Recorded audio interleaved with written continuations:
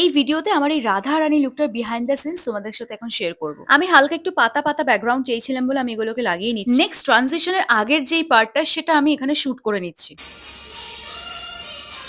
And this is my light setup. এটা আমার main source, এখানে একটা সোর্স আছে, আর এটা হলো ব্যাকগ্রাউন্ডে লাইট হয়েছে। এইখানে আমি আমার ফোনটা বসিয়েছি। আমি রাধা রানী লুকটার জন্য আবার মেকআপ করছি একটু। C this wing. এবার এটা হবে কিনা আমি জানি না। হোয়াইট কাজল অ্যাপ্লাই করছি যাতে চোখগুলো বড় লাগে। অ্যান্ড ট্রাস্ট মি, এই চুল কার্ল করতে আমার নিয়ারলি 1 ঘন্টার উপরে লেগে গেছে আর প্রচন্ড হাত ব্যথা হয়ে যায়। This is how it turned out. এই হলো টুথপিক যেটা তৈরি করেছি, এটা দিয়ে টিপ হবে। তো এই যে এখানটায় আমি ইয়ে করছি, আর এগুলো হলো ডোমসের কালার।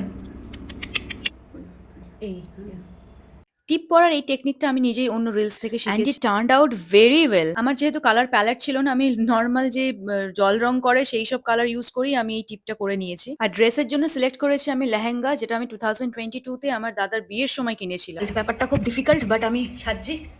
এটা তো পড়তে আগে ভুলে গেছি, সেজন্য কেটে আমাকে গিট বাঁধতে হলো। এই টাইপের বিউটি রিলেটেড কন্টেন্টস করতে আমি খুব একটা অভ্যস্ত না। আমি পুরোটা নিজেই করেছি, আর আমি ভাবতে পারিনি যেটা মোটামুটি ভালো টার্ন আউট করে যাবে।